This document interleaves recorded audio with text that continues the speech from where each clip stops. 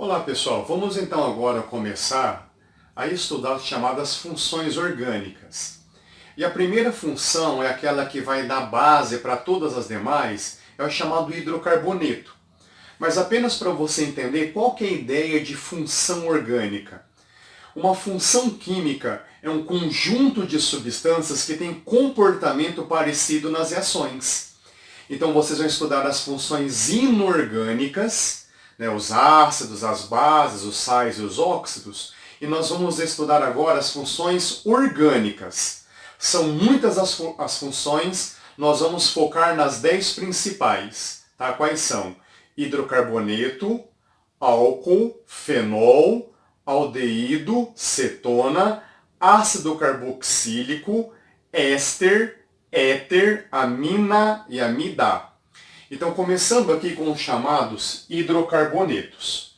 Então, hidrocarbonetos são moléculas orgânicas constituídas apenas por carbono e hidrogênio. Então, esse hidro aqui vem de hidrogênio, não é de água, é de hidrogênio.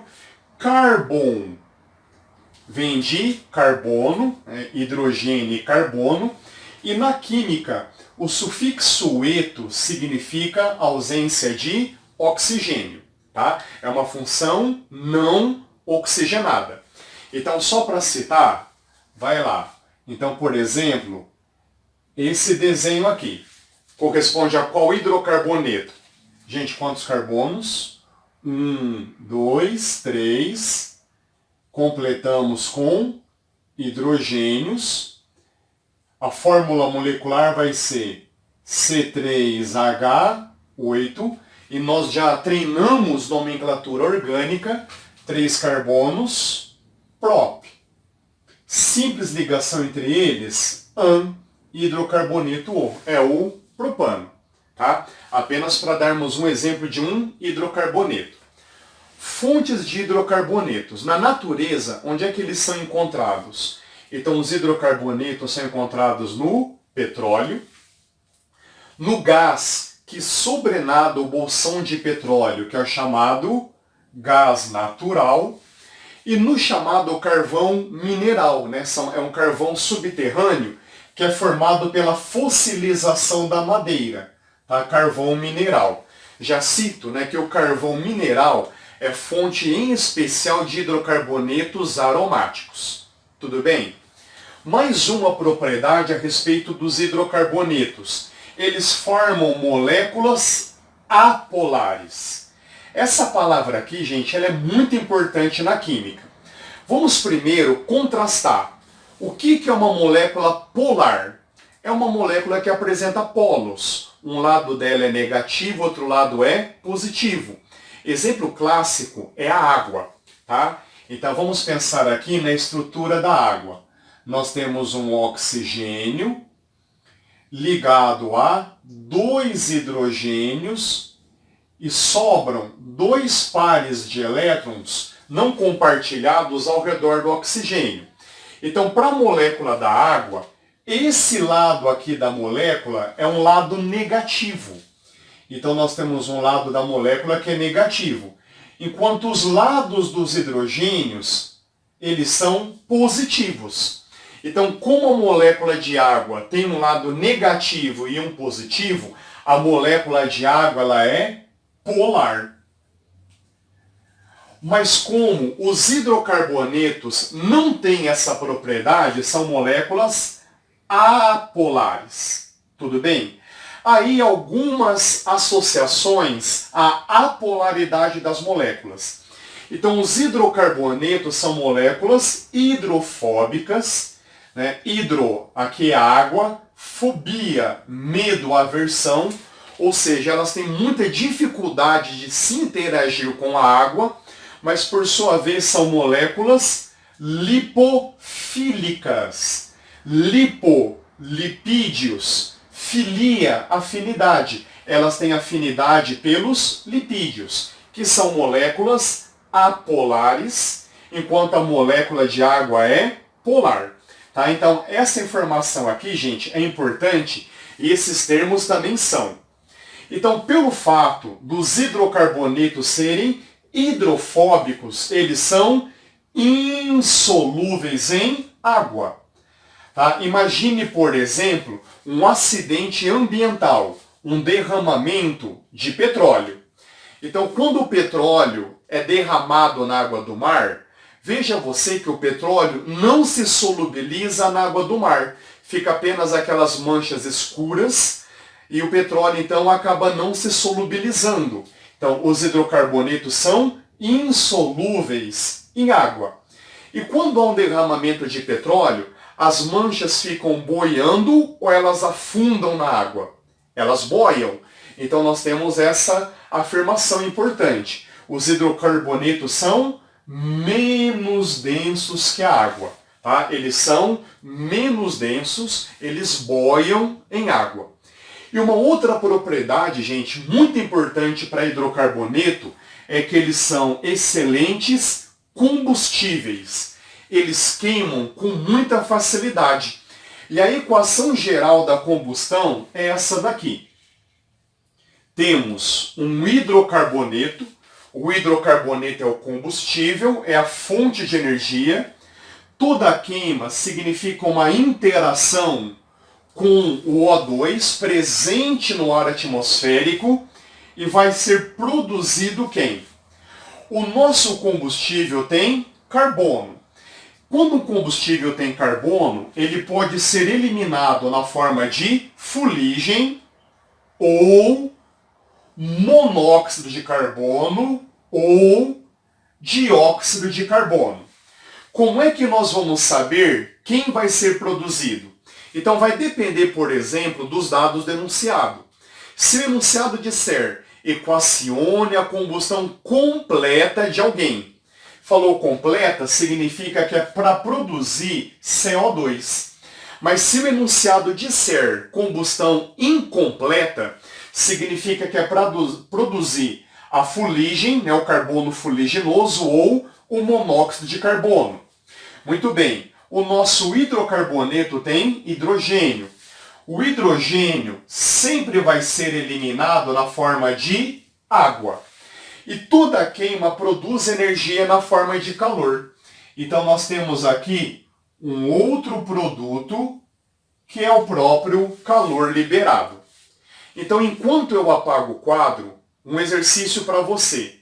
Equacione as combustões possíveis do propano. Faça aí, é uma questão muito importante de ser resolvida. E aí, conseguiram fazer? Vamos então equacionar as combustões possíveis do propano, C3H8. Então, eis aqui o nosso combustível, vai interagir com o oxigênio, que é o comburente. Então, opções. O nosso combustível tem carbono.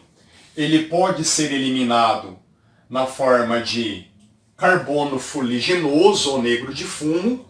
Ele pode ser eliminado na forma de monóxido de carbono, ou ele pode ser eliminado na forma de dióxido de carbono. O nosso combustível tem hidrogênio. O hidrogênio sempre vai ser eliminado na forma de água. Então, eis aqui as combustões possíveis. Vamos fazer o chamado balanceamento. O nosso combustível tem 3 carbonos. Então, vão sair 3 carbonos. Você começa com carbono. O combustível tem 8 hidrogênios. Como cada molécula de água tem 2, então multiplicaremos por 4. 2 vezes 4, 8. E aí você deixa o oxigênio por último.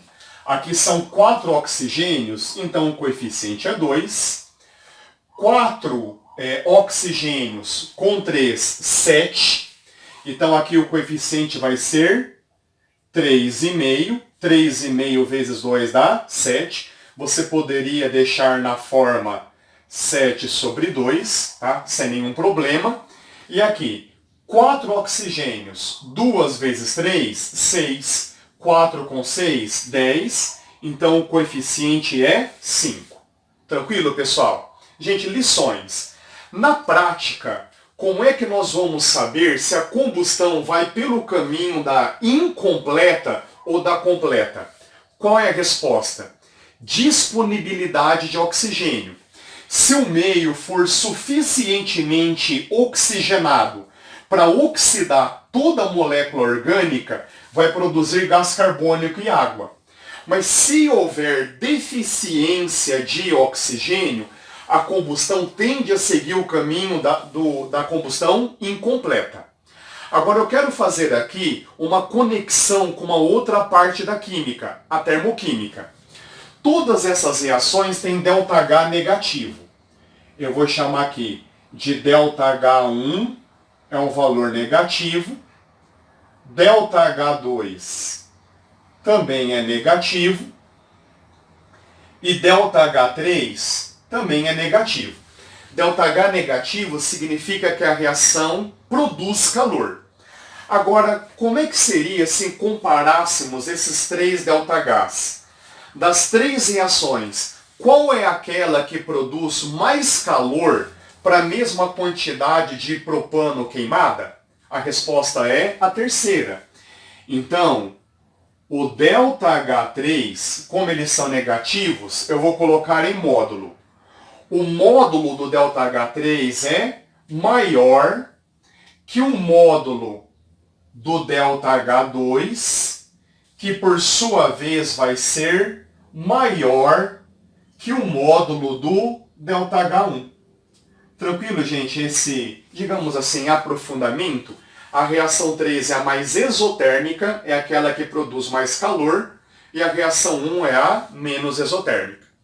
Vamos agora dar um overview, uma visão geral, a respeito das principais classes que compõem os hidrocarbonetos. Então, pessoal, vamos agora ter uma visão geral das subclasses que compõem a função hidrocarboneto. Então, nós temos aqui, os hidrocarbonetos, eles podem ser aromáticos ou alifáticos.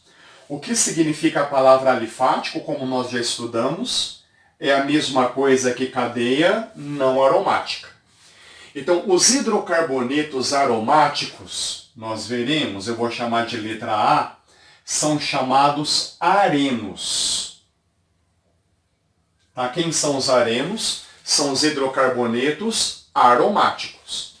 Agora vamos para os hidrocarbonetos não aromáticos, os alifáticos. Então, eles podem ter cadeia aberta ou cadeia fechada. Cadeia aberta é aquela cadeia que tem extremidades, enquanto uma cadeia fechada não tem as extremidades. Cadeia aberta, sinônimo, cadeia acíclica. A é um prefixo de negação, não cíclica. Então, quem serão eles que detalharemos? Letra B. São os chamados alcanos. Tá? Esse al aqui vem de alifático, de cadeia não aromático. O an significa ligação simples entre os carbonos. Eles são hidrocarbonetos saturados. Depois veremos os alcenos. O en significa ligação dupla. Letra D. Vamos citar os alcadienos. Alcadienos, dien, duas duplas. Curso superior, os alcadienos são estudados dentro de alcenos, mas iremos fazer essa diferenciação. E letra E, por fim, nós falaremos aqui dos alcinos. O in é ligação tripla para completar os hidrocarbonetos acíclicos. Aí dentro dos alifáticos nós temos as cadeias alicíclicas. Esse ali vem de alifático. Lembre-se que todos os hidrocarbonetos aromáticos, eles são cíclicos. Tá? Todos os hidrocarbonetos aromáticos são cíclicos, são cadeias cíclicas. E todos eles são insaturados. Tá? Isso aqui é fato para os aromáticos. Aí os alicíclicos, aquelas cadeias que são cíclicas, aquelas cadeias que são fechadas, mas não são aromáticos. Então falaremos, letra F, dos ciclanos. dos ciclanos.